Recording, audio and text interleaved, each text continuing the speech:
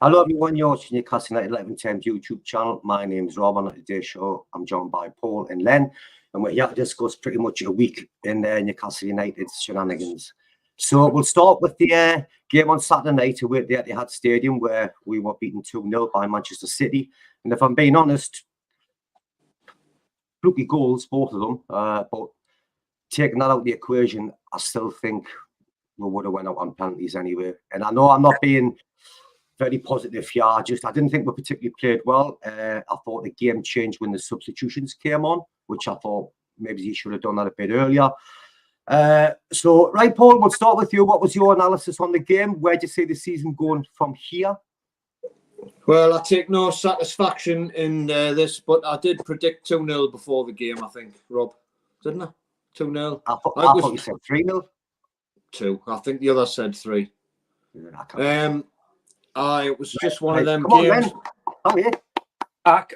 Yeah, go on then. Well done, Paul. First time for everything. No, but Len, you got. I think you went on with Paul, and you got 2-0 as well. I'm sure you did. But anyway, that doesn't really matter, does it? Irrelevant. Yeah, it was just a matter when the game kicked off. You just seen what was about to happen, didn't you? I think that 86% worth of possession in the first 10 minutes, which we knew was going to happen. Eddie Howe went to a back 5. With Byrne as it was your left wing back, didn't seem to work. You just knew what was going to happen. The first goal, it was a Bernardo Silva just slotted into a little bit of space. Willock, it wasn't really Byrne. A lot of people are blaming Byrne, but I know he got the deflection. But Joe Willock didn't go with him, and there was just a lot of space for him to shoot. It was a free shot. You don't give Bernardo Silva that amount of time anywhere near the box. And then, lo and behold, about 20 minutes later, they did exactly the same thing and let him have another cross shot, call it what you will. Botman sticks out his head. Dubravka's already diving, and then it's 2-0 and it's game over, isn't it?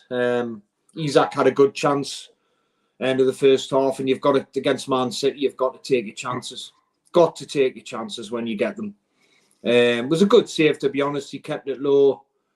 Second half, we had a couple of times. Byrne was through, didn't even have a shot, just tried to lay it off and the ball went out. I didn't understand that one. And then Isak had another chance where Almiron sort of played it into him. I couldn't get it under his feet and get the shot off, and it just went out. I think it went out for a corner. But all in all, I think it was men against boys, really. If we had scored, they would have just stepped it up again. I think I'm with Rob. I think when the substitutions came on, I think they changed the game. Lewis Hall seemed to play well in the back 5. Really bright when he came on. I seen more from Miley and Anderson in 10 minutes than I did from Sean Longstaff again. Why is he playing this man? He's saying he's not fit, but Miley would still do better even if he's not fit. You take him out if he's not fit. Don't play him. You can't.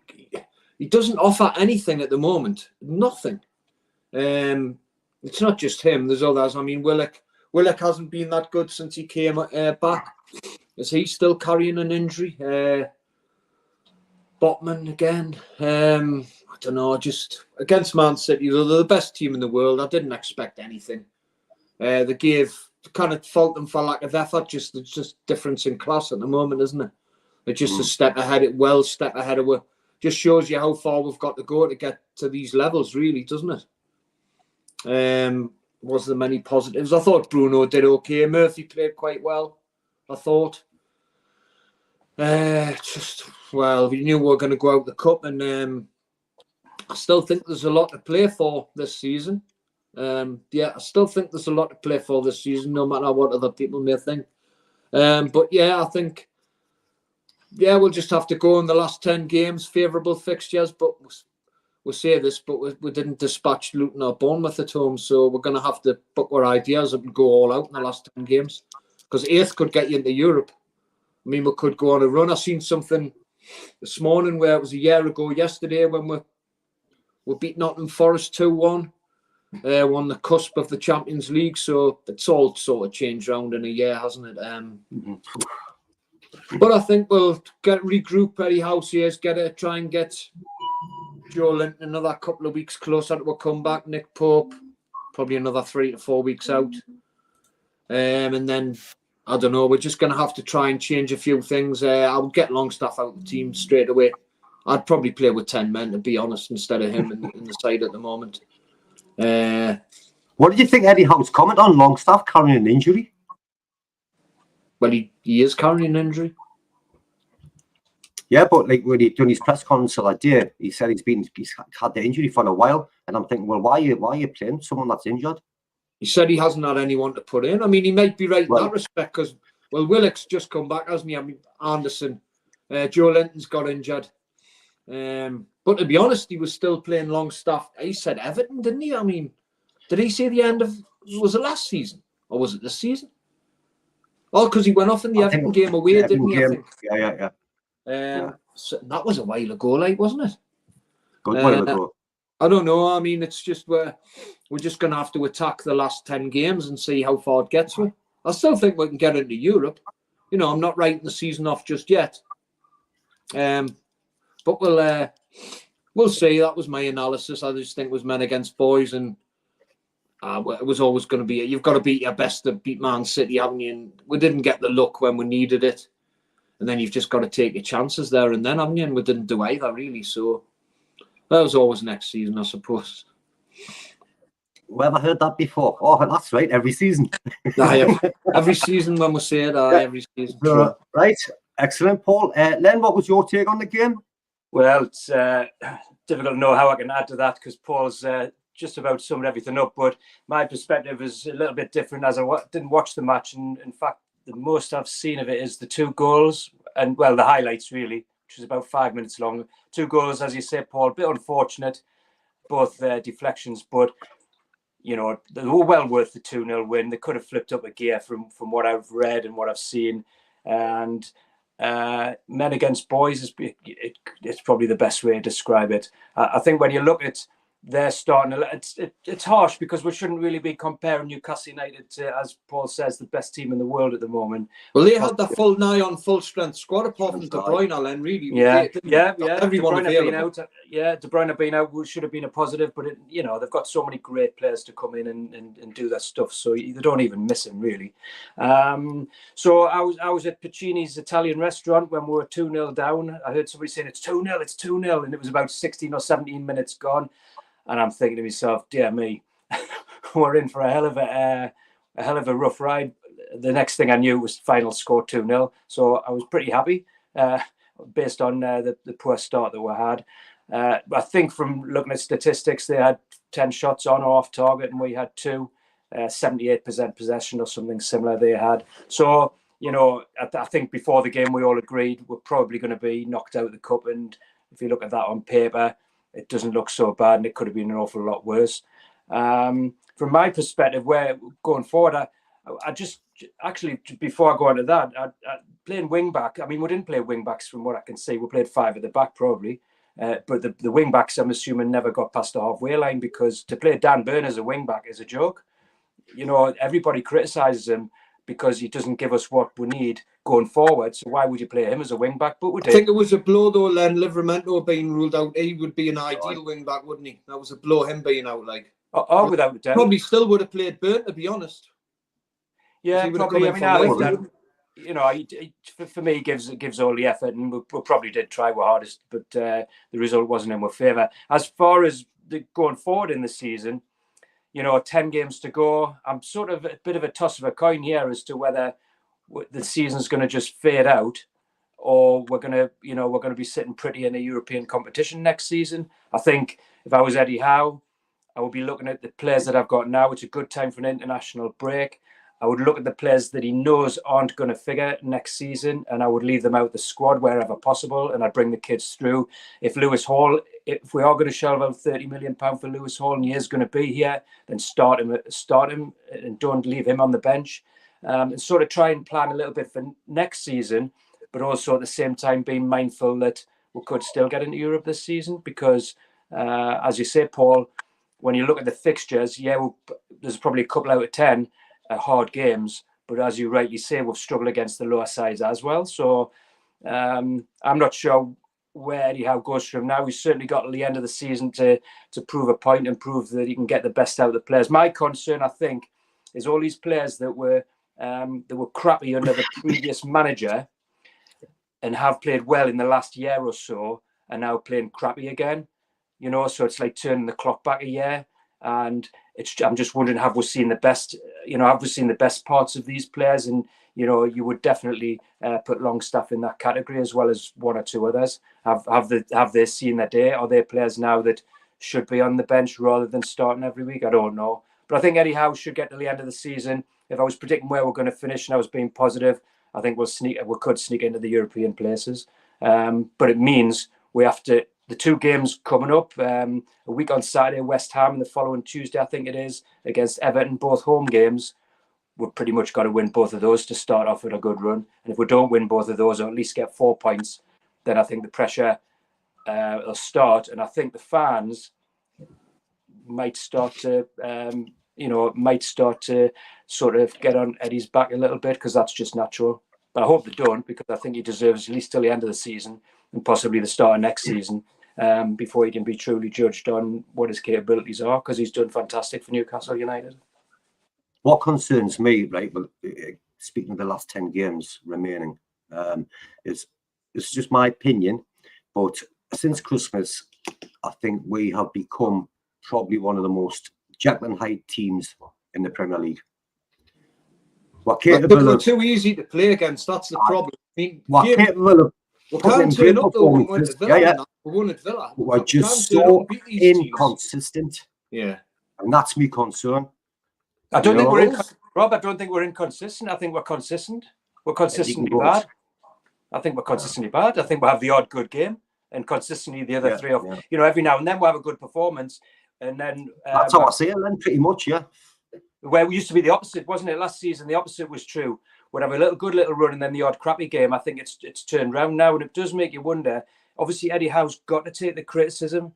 Not that I'm criticising him at this moment, but when the criticism comes, he has to take it, because he's had so much goodwill from the supporters, and quite rightly so, that if the times are turning tough and the performances aren't good and the entertainment's not there, what the hell are we turning up for every week? So he does have to take, if we go through a sticky patch, he has to be man enough to take it. And I think he's got to look at this loyalty thing with the likes of Longstaff and Byrne and one or two others. That I don't know why I'm picking them two. It's unfair because there's more than them. He's just very loyal to certain players. You can't say anything about the local lads, Len. Come on. No, it's a fair point. It's a fair point. I mean, let's be honest.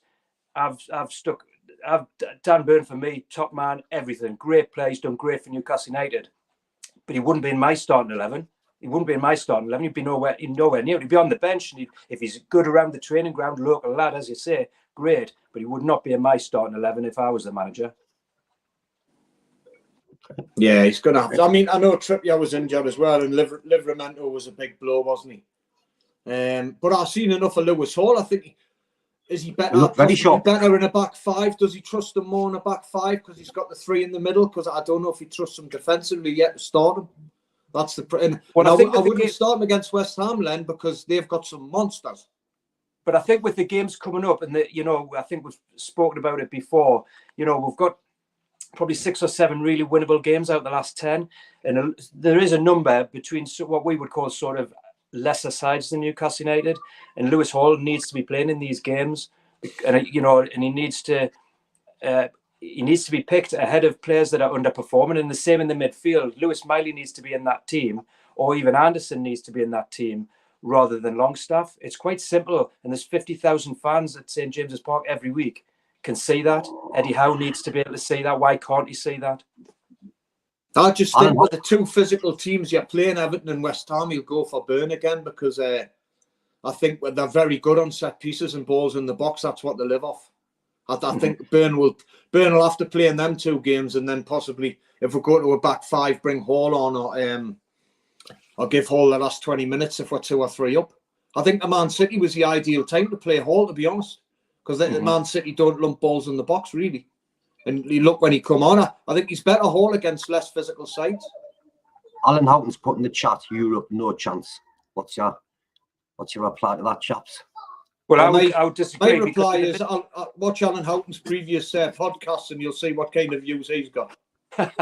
The thing is, you look at that league table in isolation, and you know, if you just landed from Mars and looked at that league table, you would say, and the fixtures left, you would say Newcastle United have got every chance of being in Europe next season. However, we've got a chance. I'm not saying that it's impossible. However, we have watched it. Yeah, you're right, Rob. But we have watched. Are you saying they've got a chance now, Rob? I'm just saying, no, I think, like I said, based on form since Christmas, we'll finish 9th, 10th. Anything, I mean, listen, if we do qualify, fantastic. Like I say, we're shipping goals. We are shipping goals left, right, and centre. Our defence, honestly, I'm up. Listen, I mean, everyone's got their own opinion. Our defence is absolute dog shit. It's dog shit. If the league started in January, we're relegation fodder. It's not just the defence, though. It's the midfield protection as well. I'm saying, if the league started in January, we're relegation fodder. Yeah. There you go. So Paul, if the last 10 games doesn't fill me with optimism. No, it doesn't. No, I think you're right, Rob. 10th or above is probably what we're going to do, and we'll hope to finish in 7th or 8th if it does go down to 8th. If it does, great, yeah. So Paul, you're blaming it on the midfield. So what would you change in the midfield apart from taking Longstaff out? Well, I would definitely take Longstaff. I'd be looking at Anderson now to come in. I thought he did well in that little cameo. I've always rated Anderson. I would bring Anderson in. I mean, he can't really do too much, can he? I mean, we're raving about getting Willock back, but then 2 goals against Man City where he didn't cover the ground either, did he? No, but I think if you take Longstaff out, it's definitely true. Anybody going in there, whether it be Miley or Anderson, would do better than what Longstaff's been doing. I agree. Yeah. Technically,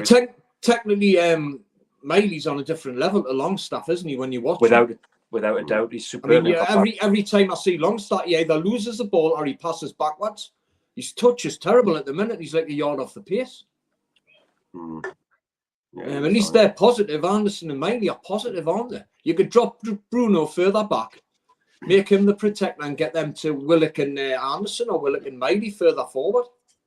But they need more protection. I know that. What was Gordon like on Saturday?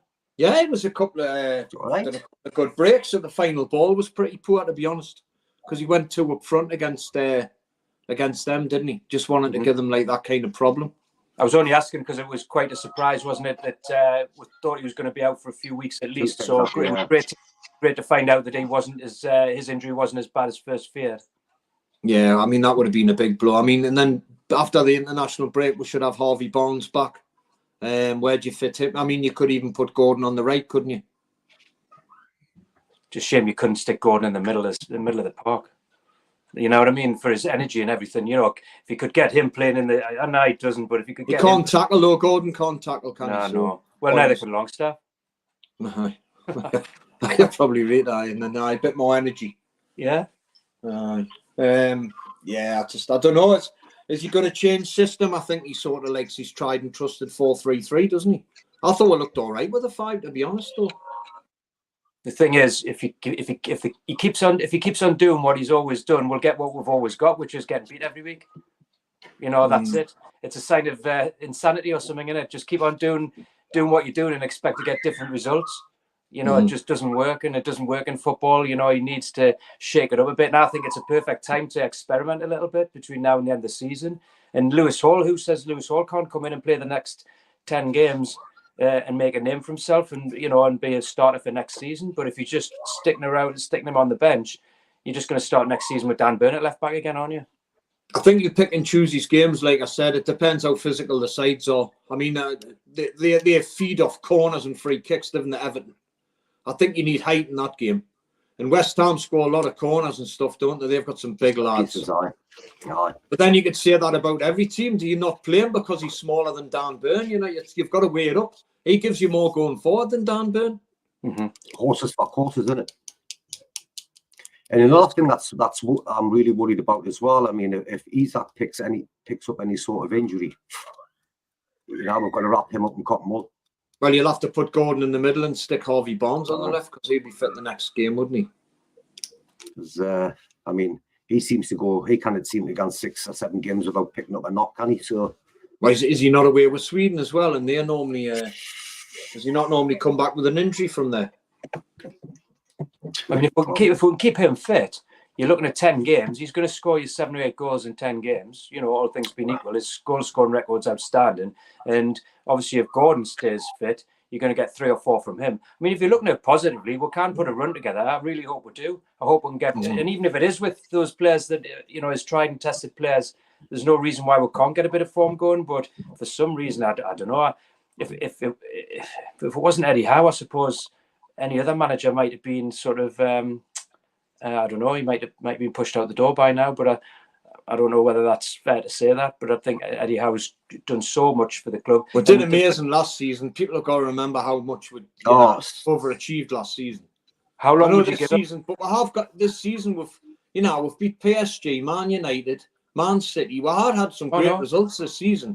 So it hasn't all been doom and gloom. No, I've got to try and remember.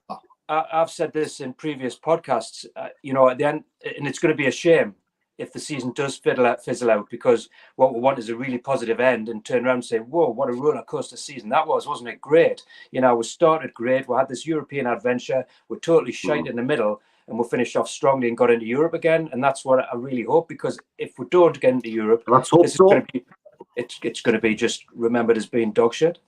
But what I would worry about is if, like, we'll have a poor end of the season, what's that going to say to the players we might be looking to sign in the summer because you need to sell them the club? They'll be thinking, oh, God, look at them, the end of last season. And then people like Bruno and Isak will be thinking, well, we need a good end of season here. If we lose the last 5 or 6, they'll be thinking, oh, I want out of here. You know, you need to keep your best players happy. And if they see there's going to be need progress, they'll be thinking, see his agent, oh, I'll look for a move away here. If they can't see any sort of, you know, if we're going to get better or anything like that, you know. Right, are you ready for the bit fun and games? Oh, here we go. I hate these. Hang on, glasses on. Yeah, don't, man. Now, as it stands, I think Len's streets ahead on this game, like, so far. But you've got an opportunity to redeem yourself, Paul. So pull your you never used to mention when I was in front on the other game. Oh, he did. Oh, definitely did he? Oh, right, okay. Oh, yeah, he wooden spoons and everything, wasn't it? Oh, it was. Yeah, well, that was yes, Paul, exactly. Justifiably so. Right, so I'm going to win this week. I'm going to win. Okay, here's the first one. There's 3 in total, so see how it goes. Frank Clark, Kevin Keegan. Well done, Paul. I think you're going to get a hat trick here, Paul. Yep. Just a prediction. Kevin Keegan. Keegan. Yep. Is that it? 2-0? Well, no. Right, Len. I need to get me tipped him off.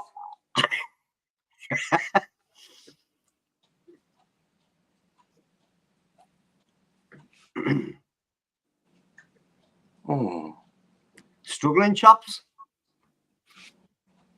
Hang on, I'm going to get this in a minute. To be fair, it's easy when you know the answer. You should get it.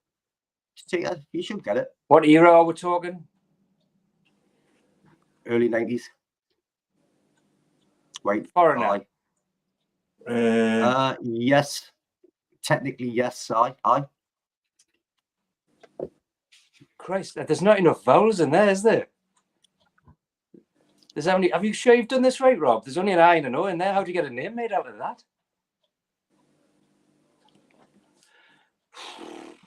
Right, I'll give you a clue. I've got the first name. I just need the second. I kind of think. He was a goalkeeper. Oh, well, you should get it now. If you know the first name, man, you should get that. He hasn't got the first name. I have got the first one. I just can't. Well, what's the first name? Tommy. Right. Oh, what was he called? Another. Was it the Irish keeper? He said he was fun. Come on. Tommy. I'll just give you a huge clue. Come on. Oh, what was his second name, man? I can picture him. There's going to be people watching this, right? Honestly, and they'll be thinking, are these two being smoking crack? I'm not kidding you. I know. There's no way that you can have a second name just with what's left there. Tommy Wright. Oh. Well done, Paul. You going for the hat trick? Yeah, me, I tell you what, you've made hard work of that, I mate. know, I had him in me When mind. you went- I got it straight When away. you says Tommy, I went, right. Yes, he was Irish. Foreign, he's Irish. He's Irish, That's yeah. foreign. It's That's foreign. hardly foreign, Rob. Come on. It's Come foreign. on, Paul. Come on, Paul. Get the hat trick. Come on, son. Come on. Right.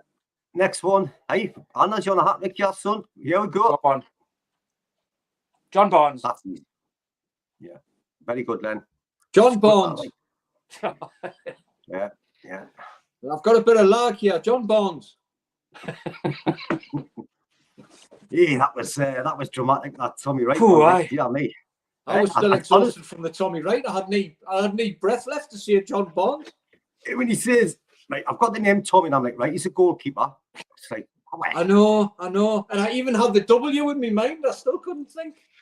Anyway, so right, we'll swiftly moving on to what next game? West Ham, St James's Park on the. I thought you meant we were doing another game there. I was thinking, no, what's he got that's it for the day. So the rods. we've got yeah. So next up we've got West Ham, St James's Park on 30th of March, kick off 3 o'clock. 12:30, I think it is. Is it 12:30? Well, I was Yeah. close, round about then anyway. You just touched on it before then. That game and the Everton game, it's a game we need to start picking up all 3 points. Just quickly, Paul, how do you see that one going? West Ham, it depends which West Ham turn up. Turn up, yeah. Got a lad at work, Stevie Jackman, who seems to want Moyes out every week. He says they just sit back till they concede and then they start having a go. Once they concede a goal. If you look at that team, they've got quite a good side, haven't they? Got quite our Bowen. They've got some good players in there. That lad is a Kudos or something. The winger. He's getting a few goals. I think, and on set pieces, they're quite lively as well, aren't they? I just think it's a game we've got to win. We've got to beat West Ham and we've got to beat Everton. We need 6 points within 4 days at home, just to get our season live and kicking. Because we're going to have later in the season, by the looks of it, the Man United game's been postponed, so we could have Wilson and Joe Linton and that Pope back for that game. That'll be late in the season, and Palace has been knocked back as well, so we could have I'm still positive. I think we'll have a good end of the season. We'll kind of let ourselves get too negative. A few negative comments on Facebook recently. Put them to bed. I think we'll beat West Ham. I think it'll be 2-0. 2-0, yeah. Do you think these two, the West Ham and the Everton game, do you think they are critical in one watch till the end of the season? I think so. If we don't get maximum points from them, well, if you lose either game, to be honest, I mean 4 wouldn't be the end of the world, but realistically, you need 6, don't you, just to keep it keep a run going, don't you? We need to get some momentum going. Yeah. Len, how do you see it going? Well, exactly the same as what Paul said there. I think 6 points is a must in the 2 games, but we can't afford to lose either of them. And I can see we're getting something from both games, but we do need to win one of them at least, if nothing else. And I think we need to do it against West Ham, because the problem we've got is if we don't do it against West Ham, the pressure on the Everton game is going to be absolutely massive, because Everton they're on a dreadful run. Even by anybody's standards, I think they've had a terrible run. But I can just see if we don't get those points against West Ham on the Saturday, the pressure on them players on the Tuesday night at St James's Park under the floodlights. I just wouldn't want that to happen. So I think really important, and I think West Ham will score. Actually, based on previous matches and the amount of goals we're shipping in at the minute, and the fact that West Ham can score goals, I'm going to go 3-2 to Newcastle. 3-2. Yeah. Speaking of the Everton game under the floodlights at St James's Park, I think you mentioned this the other week, Paul. I always find we seem to play better on a night end game at St James's Park for some strange reason. He doesn't lose many games, Eddie Howe. The first one was the Dortmund, wasn't it? On night games, he doesn't seem to lose many. We do seem up for them kind of games, don't we? The night games, they bring out the best in we're like. So, well, fingers crossed we can get something when we play West Ham, you know. Rob, what do you think the score is going to be? Me? Yeah, Rob, Come on, Rob. Oh, God. 2s each. A deathly hush to say. Have you got splinters on your arse there, Rob? Aye, exactly. 2s each. I think both Oh, teams will score. He's really negative today, Len, isn't he? No, it's. I think we'll beat Everton. I do think we'll beat Everton, but I think West Ham. I think that West Ham are more likely to score against than Everton. Well, we need to stop Paqueta because everything goes through him. When he was out for a few months, they couldn't win. So everything goes through Paqueta. I'm not saying I want it to be 2 each. You know, I always want to win, obviously, but it's like, you know, it's got to the point in the season where like my head's got to rule my heart now. You know, and it's 2s each. Every time we play now, I genuinely, and I said this all week, I expect to concede 1 or 2 goals in every game. And that's how it's become. And is that being negative? Is it? I wonder, do you think he'll do more like he did in the Wolves game in some of the games where they'll sit back a bit and try and counter? Because that seemed to suit with the players we had in midfield, didn't it? So I'm wondering, would he try that against West Ham? Because they sit back, don't they? They try and hit you on the break, and that's what Wolves do. So he might change tactics again, mightn't he? God knows. But we need to win that midfield, and they're quite strong in that midfield with Suarez. Yeah, they are. Quite on that. Yeah. So we need to win that battle. Like Longstaff will just get. They're good on the break as well. They're quick. Kudos and Bowen are lightning. I know Antonio's not. Bowen's excellent. Antonio's older than me, but I know he's. He can't be, man. No, he is. He's a year older than me. He's yeah, really. He's not pulling up any trees, is he? So I don't know. I still think we'll beat West Ham and Everton. I'm more positive than Roberto at the moment. Well, it's all about opinions, you know. It's listen, I'm not knocking you for being positive. I'm just going with what I've seen since Christmas, the current form, everything, and there's nothing. I don't know.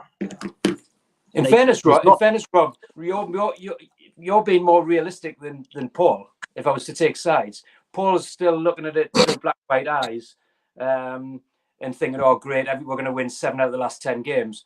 And Rob, you're probably thinking, "Well, we might pick up 3 or 4 wins. We'd like to pick up 7 wins, but whether we will or not is a different matter." So I think I'm erring on the side of caution a bit, like you, Rob. I sort of want we to do well. Obviously, we do, but you just can't really see where this run of victories is going to come from, can you? You've got it, Len. You've got it, Lamont. I heard a good quote. It was from Luke Edwards the other day. I don't know if you've seen it. You don't get champion football for long on a happy hour budget. He was on about the summer, which was good. I think if you read the article, it was a good article about the FFP and stuff like that, how we're getting restricted. And if you look at today, Forest have been deducted 4 points, Everton 6. Is it just worth smashing 300 million in the next win and taking the hit? Well, is that what's happened today? Forest got a 4-point deduction. Oh, I didn't know that. So they're on the bottom 3 now. Oh, well, we'll definitely not get relegated then. But it's going to be, the thing is, they're going to have an appeal and then something else will come out. So by the end of the season, no one might know who's actually been relegated. Yeah, I'd read about that a couple of months ago. Crackers. Yeah, the timing of these various shocking, appeals, really. Yeah, the timing of these various appeals and whatever could mean the season will be long finished before teams know what league they're going to be playing in the following season. Yeah, it is terrible, really, isn't it? It's farcical, absolute farce. Right, lads, great having you on the show. When are we going to do the next one? Well, we've previewed the West Ham game, haven't we, Rob? Yeah, we'll touch on that, yeah. So do you want to do it on the Sunday after the match, and then we'll preview the Everton game properly? Yeah. Oh, actually, we'll talk about it off air because Sunday. It's Easter. It's Robert's Easter Sunday, isn't it? I think it's Easter Sunday. I've got loads going on Easter weekend. We'll work it out. Can we preview on the bank holiday Monday a little bit earlier before the match? Do you think on the Monday because we're off or not? Yeah, possibly. We'll work it out. We'll see. It's weeks. Hey, Paul, it's weeks away. It's weeks away. Yeah, it is. We'll let people know. How could happen? True. Right. Anyway, right. Thanks for watching, everyone, and enjoy the rest of your week. And on behalf of myself, Paul, and Len, we'll see you all soon. Take care, everyone. Bye bye. David Kelly